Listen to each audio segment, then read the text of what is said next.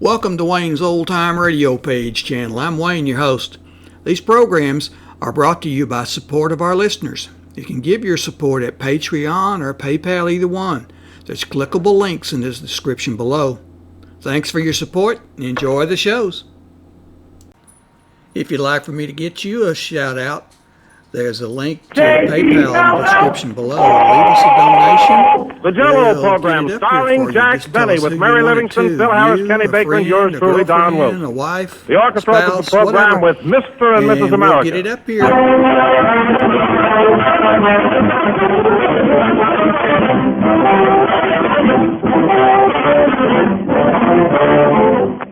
You know, one of our grandest American institutions is the good old-time parade. And starting next Thursday, April 6th, the Parade of Progress will go marching along all over this country. It's sponsored by the Associated Grocery Manufacturers of America, and Jell-o is proud to join. Because Jell-o's whole existence has been a parade of progress for the 40-odd years it's been on the market. And through the years, there have been constant new developments and improvements. Jell-o's delicious flavor has been made extra rich, and new flavors have been introduced. Jell-o is quicker and easier to make nowadays, for it dissolves instantly in hot water and sets far more quickly. And with all the improvements, Jell-o costs less. Today you pay half as much for it as you would have 20 years ago. Yes, without boasting, we can truthfully say that Jell-o has kept right on the bandwagon in the great parade of progress. So Jell-o salutes the grocers of America and is proud to march along with them. And for our float in the big parade, we suggest the box with the big red letters on it that spell Jell-o.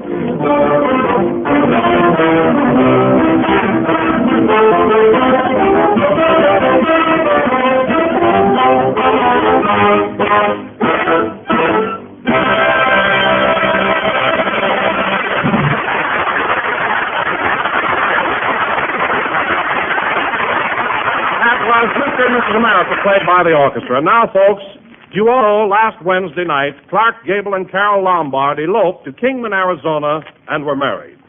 So tonight, ladies and gentlemen, we bring you the man who held the ladder, Jack Benny.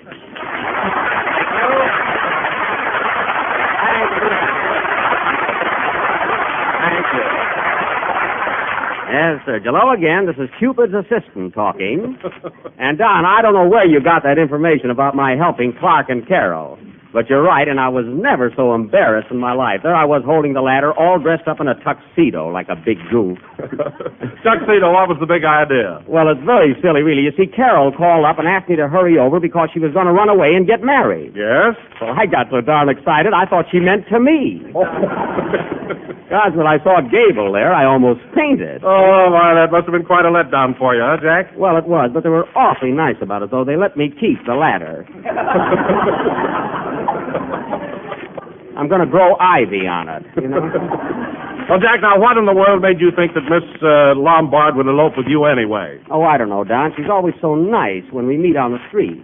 And then one time, during a dust storm, she winked at me.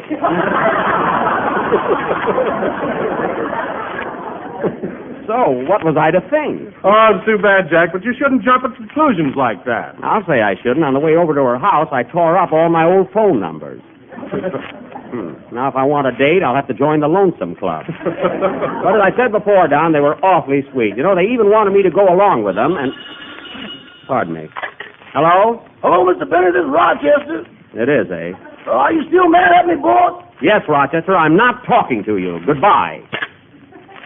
Can't get around me that easy. Now, what's the trouble, Jack? It's a personal matter, Don. I'd rather not discuss it. What were we talking about? Oh, you said something about Clark and Carol wanting you to go along with them. Oh, yes, they needed the best man at their wedding, but I couldn't make it. You see, I'm pretty busy right now. I started making my new picture at Paramount. Paramount? Why, that's where you made your last one. I know, Don. Don't act so surprised.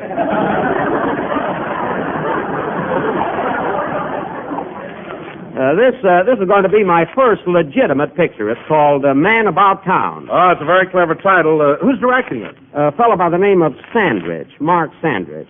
And I'm having a lot of trouble with that guy, too. Jack, you're always having trouble with your directors. What's wrong this time? There's plenty wrong. You see, Don Sandridge directed most of the Astaire Rogers pictures, and he can't get away from that Fred Astaire treatment.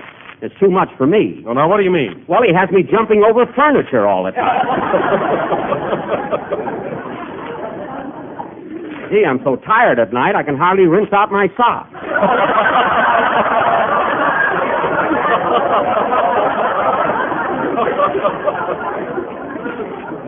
No kidding. Oh, but I can't imagine that director wanting you to work like Fred Astaire. It must be quite strenuous. You said it. Why, yesterday we shot a scene where I enter an English drawing room to talk to Edward Arnold. He plays the part of Lord Arlington. I see. Well, anyway, instead of just walking up to him and saying hello, Sandwich made me leap over 2 divans, a love seat, and the Duchess of Twiffledom. My goodness. Did you clear everything? All but the Duchess. Every time I tried it, I wound up piggyback. I tell you, Don, I'm a wreck. Oh, hello, Mary. Hello, Leaping Lena. How are you? There you are, Don. You see, Mary's been over to the studio. She knows. No kidding, Mary. Does Jack really have to do all that jumping? Does he? He's got a kangaroo for a stand-in. Now, Mary, he's not a real one. That happens to be the man's name, Barney Kangaroo. Well, he's got an awful big pocket. Now, you're just being silly. But you know, Don, there's one thing about this picture that says me. I think how agile I am. Why leap over that furniture just like Fred Astaire? Who couldn't with bed springs on their shoes? Well, I had to have some help. And those springs worked out fine. You'll get the Academy Award from the Murphy Bed Company. Oh, I will. Well, let me tell you something, Don. If I don't break a leg, I think this is going to be my best picture. Oh, I'm glad to hear it, Jack. Who's going to be in it besides yourself? Well, there's Dorothy Lamour, Edward Arnold, Benny Barnes, E.E. Clive, 500 extras, and Phil Harris. By the way, where is Phil? Oh, he'll be here in a little while. No kidding, Jack. Is Phil really going to be in your picture? Yes, I got him a small part. He also hangs up my clothes and sees that they're pressed, you know. That'll keep him busy. Those big love scenes with Dorothy Lamour will keep him busy, too. Listen, Mary, Phil may hold Dorothy in his arms, but her heart belongs to Benny.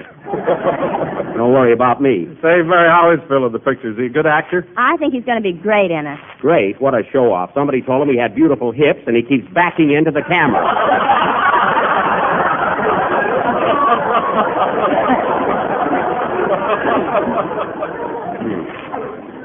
He looks like a crawfish with a Marcel.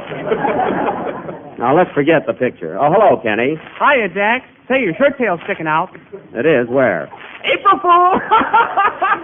Boy, did you fall for that one. Kenny, in the first place, yesterday was April Fool's Day, and in the second place, you didn't fool me because my shirt tail is out. Is that your shirt? I thought it was a Chinese newspaper.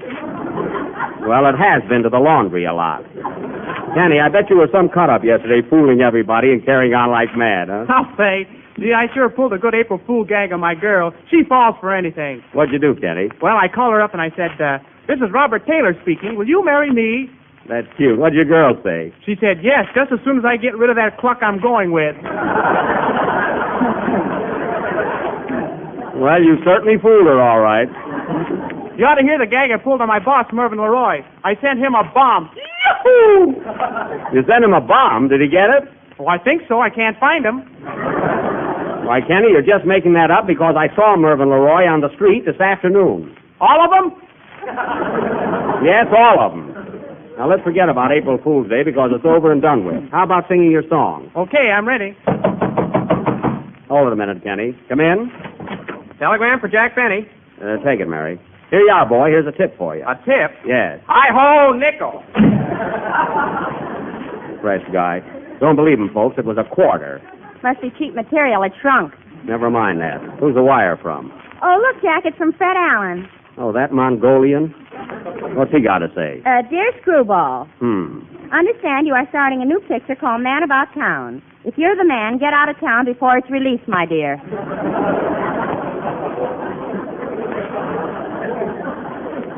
Oh, he would have to put his 2 cents in. That's a hot one. Sing your song, Kenny, or I'll put you back in the trunk. That Allen's going too far.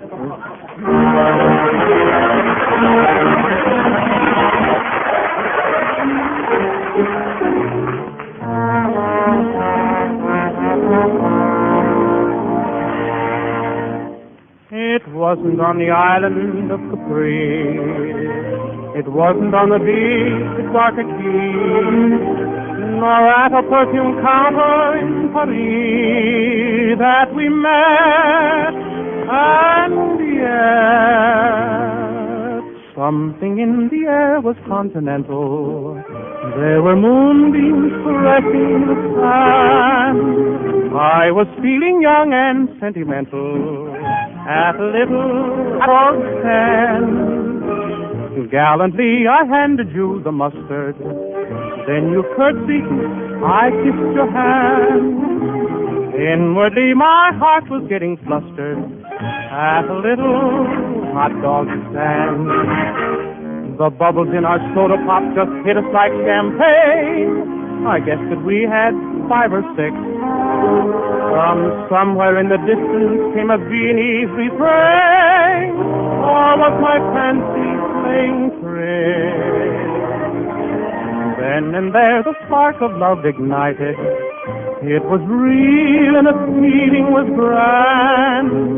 To our wedding breakfast you're invited at a little hot dog stand.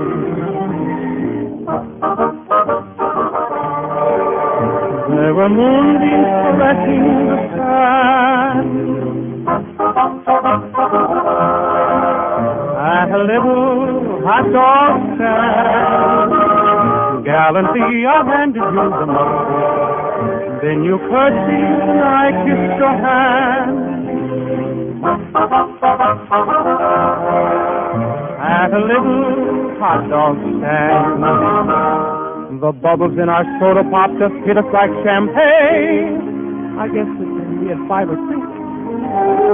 From somewhere in the distance came a Viennese refrain. Or was my fancy playing trick? Then and there the spark of love ignited. It was real and the feeling was grand.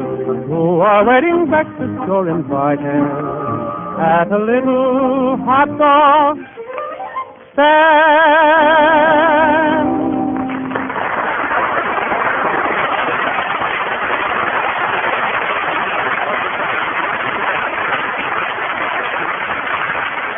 There we go. That was A Little Old Hot Dog Stand, sung by Kenny Baker. And very good, Kenny. I enjoyed it immensely. You're not the only one, sweetheart.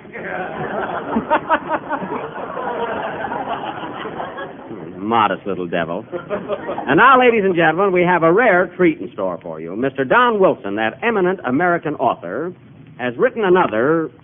I can't get over that wire from Alan. You know, Don, that guy's got a lot of nerve taking up my time with those cheap gags of his. I agree with you, Jack. Did you hear him Wednesday night? Yes, him and that Maxwell Strauss stuff. He's about as clever as Simple Simon. Well, I think it's marvelous the way Fred makes up his gags as he goes along. Oh, you do, eh? Yes, he certainly knows how to ad-lib. Ad-lib? Sure he ad-libs. He has to. He can't read a script. Why, do you know, Don, he has nothing in his library but life, look, and click. I happen to know. Well, Jack, if Alan can't read, how does he order food from a menu in a restaurant? He goes to a cafeteria where he can point. He took up juggling just so he wouldn't drop a tray.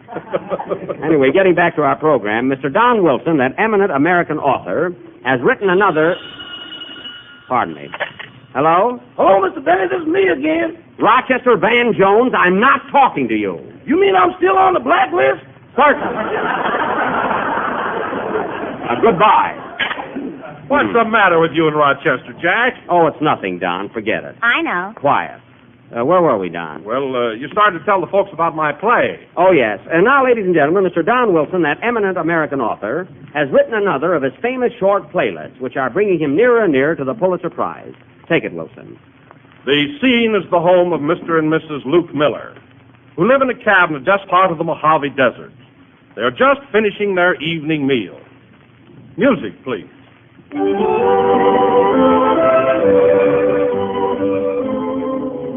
Well, Tess, I thought our dinner tonight was excellent, especially that tempting and delicious jell-o. You're right, Luke. It was worth going 50 miles to the nearest grocer to get it. I'll say it was. Who can that be? We haven't had a visitor in this forsaken spot in over 3 years.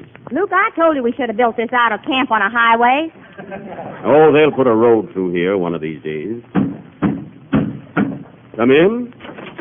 Oh, I'm starving. Look, Luke, it's a man. Yes, Tess, it is.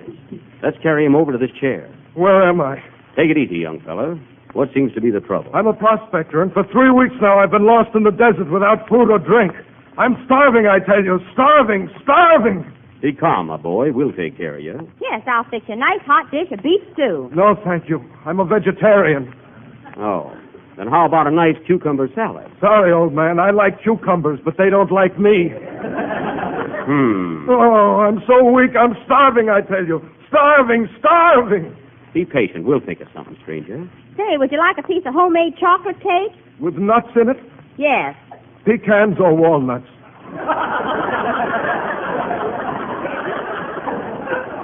Walnuts. No, thank you. Well, good heavens, man, you gotta eat something. Isn't there anything you'd like? Yes. Have you any jell-o? Jell-o? I'm sorry, old man, we had some, but we ate every bit of it. But I'm going to make it again tomorrow. Okay, I'll be back. So long.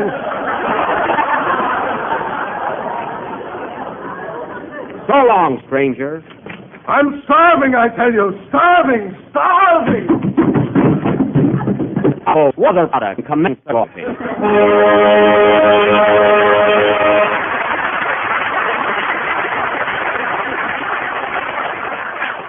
That little drama, folks, was written by our own Don Wilson. And, Don, I'll have to admit that you're a fat Noel Coward. Of all your plays, that's the best one yet. Well, don't give me all the credit, Jack. That was a true story. I believe you. You know, one of these days, Don, you ought to... Hey, Jack, look who just came in. Oh, yes, our new movie star. Hello, Mr. Harris. You're a little late, aren't you? I am a bit tardy, but by the time I selected my wardrobe and had my bath, time just fizzled away. Well, I can imagine. Listen, Phil, because you're in the movies now is no excuse for being late. Well, I was home studying my part. I've got a big day before the camera tomorrow. Oh, you have? Hey, Phil, can I have your autograph? Later, son. What a ham. I want to tell you something, Phil. I saw a screen test. Phil, I saw a screen test of you the other day, and believe me, it broke my heart. Was it that good? I'm talking to Phil. And another thing, Phil, while you're working in my picture, I don't want you to go around giving all the girls at Paramount your phone number. My phone number? Yes, phone number. I saw you with that blonde in front of the commissary the other day. Now, wait a minute, Jack. She just asked me what time it was, and I told her. Well, she must have a poor memory. She wrote it down.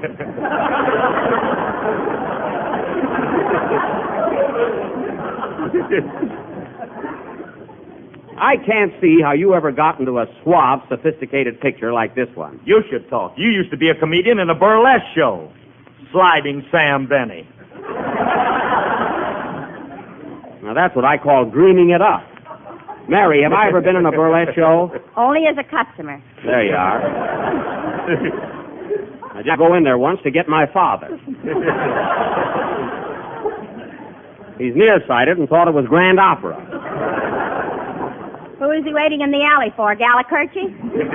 I didn't inquire. And now, Phil, if you can forget you're a movie star for a couple of minutes, how about a band number? Okay, Jackson.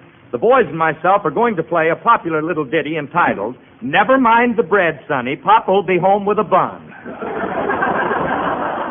Now, Phil, stop with those epigrams. Now, what are you going to play? All right. Mary and I have been rehearsing that new song, I Go For That, and we're going to sing it to each other. Oh, well, that's a novelty. Say, Mary, you're going to sing with Phil, eh? Uh-huh. That ought to be cute. Well, that's better not become a habit. Penny, don't be so jealous. You're not the only singer in the world. Well, I'm the object of my affection. Never mind that. Go ahead, Phil and Mary. Let's hear what you've cooked up. Okay. Hold it a minute. Come in. Mr. Benny, Yes. is your real name Maxwell Stroud? No, it isn't. I'm not Maxwell Stroud. Don't lie to me, Daddy. Come right home. Get out of here! What a pest. I wonder if I could catch him on flypaper.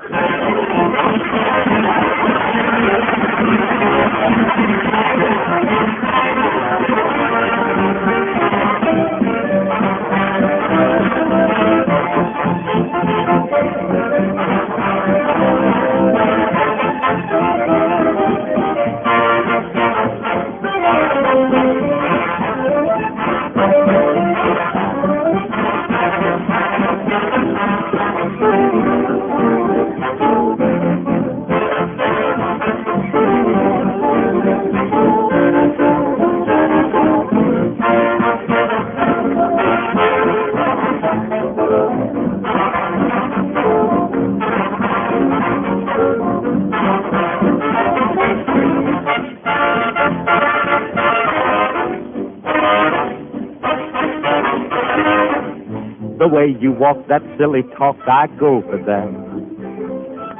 Your dizzy post, your corny jokes, I go for that. Your kiss just misses, your dancing is rough. But you love that stuff. I guess you don't get around enough. Your crazy poems, your letters from home, I go for that. And furthermore, I just adore your kinky hair, that puffy stare. To Mr. Cupid, I take off my hat. You can't account for a silly taste of all the girls you could have chased. I looked at you and ooh, I go for that. You know, Mary, we'll have a home, a private phone. I'd go for that. Yeah, not only that, you'll have a ring, a pretty thing. I'd go for that. But your salary misses, so cut out that stuff. You mean the going will be rough? I guess you just don't make enough. But jell-o's fine and I'm in line to get more dough. I heard that crack. You'll get the sack, you corny Joe from the Wilshire Bowl. Now, Mr. Benny, you take that right back. Now look at boys, you mustn't fight. You're breaking up my wedding night. He'd better not, 'cause ooh, I go for that.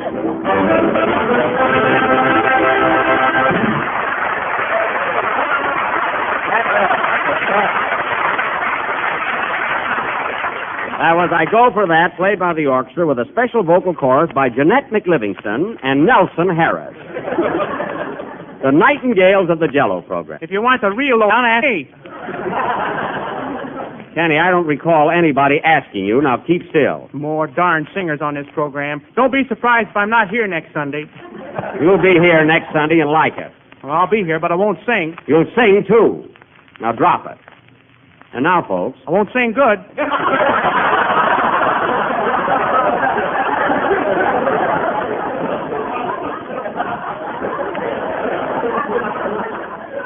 And you'll sing good. Not very. Kenny!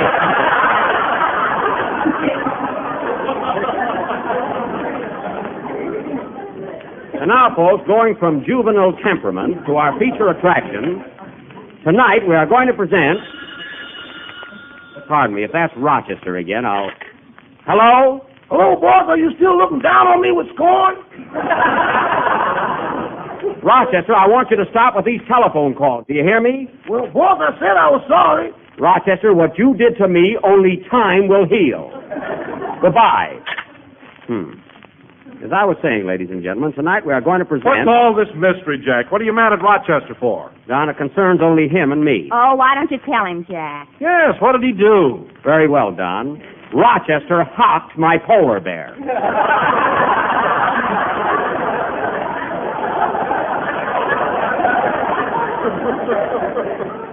That's what he did. He what? You heard me.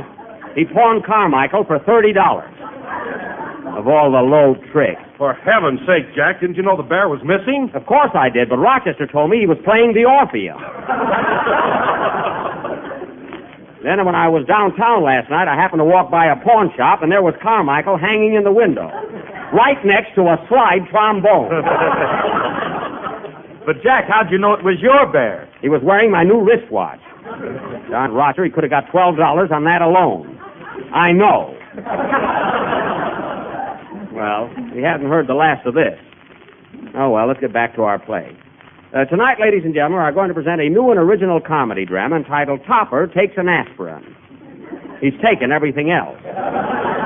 Now, in this vehicle, I will naturally play the part of Topper, while Mary... Oh, more interruptions. Come in. What are you... Well, I'll be darned. Hey, fellas, look who's here. Hello, stranger. Slap him up.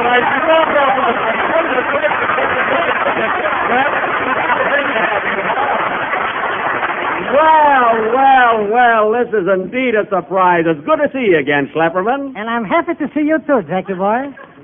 Well, look, everybody's here. It's like old times. Hello, Mary. Hello, Slap.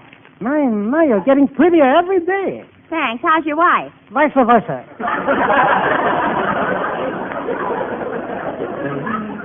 Good old Slep. Doggone, it's good to see you again. And Kenny and Phil, believe me, you're a sight for sore feet. Hello, Schlepperman. Glad to see you, Slep. And Don Wilson, my, tell me, were you always so big or don't I remember? Well, Slap, to tell you the truth, I did put on a pound here and there. Here, I don't mind, but there, it's unbecoming. Same old Slep. You know, I haven't seen you in over a year. What have you been doing with yourself? I've been all over the country, north, south, east, and uptown. I was playing in vaudeville. In vaudeville? What kind of an act did you do? I was a magician. Oh, a magician. Oh. Were you a good one? Sensational. You should see me pull the lining out of the hat. Say, that's some trick. What are you doing out here in California, Schlep? On a vacation? No, I'm in business here. I opened up a little nightclub. Schlepperman's, Hawaii, Haciente. Look, if you're here. Well, I'll sure be out there to see you. Tell me, Slep, have you got a floor show? Have I got a floor show? My son Pincus plays the drums. I play the ukulele. Oh. And for a feature, my wife wiggles. Say, that sounds great. You know, I'd like to drop in and see your wife do the hula. Okay, if you're passing by, but don't make it a special treat, please. Oh, she can't be that bad. Well, I wish you a lot of luck in your new place, and we'll be over to see you very soon. Thank you. Well, I got to toddle along now. Aloha, everybody. So long, Slep. Good to see you, son. So long, Slep. I want to go back to my little dress shack on the La Hacienda on 3rd Street, around the corner.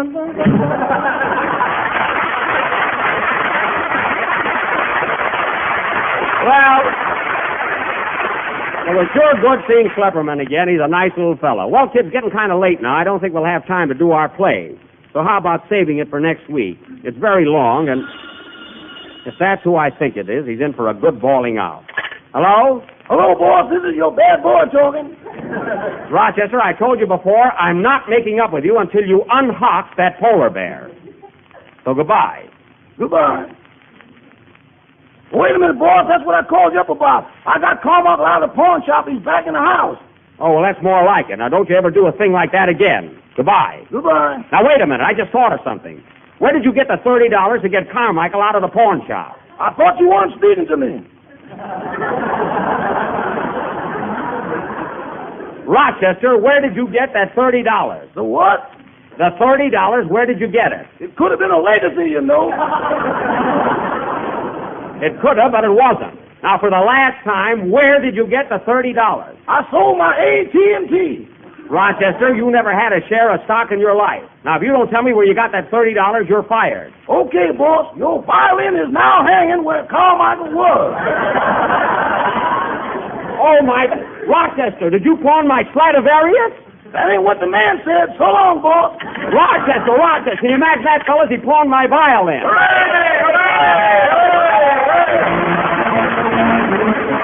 Here's something every woman knows, that her family is always eager for something new and different for dessert. It's not always easy to find, though, and that's why every week we try to bring you some new ideas. Tonight's specialty is a delicious combination called jell-o plum mold. It's a shimmering mold of rich red cherry jell-o with canned blue plums, the big juicy kind. It's easy to make, too, and here's how.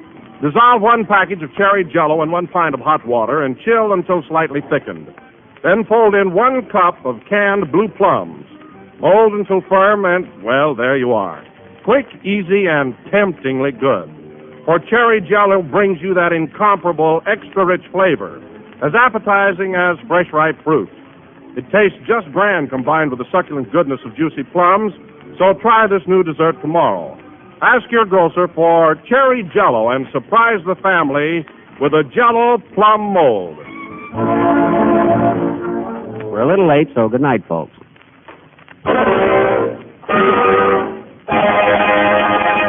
Jakey, out. This is on the jell-o program for courtesy of Mervyn Lawyer Productions. This is the National Broadcasting Company.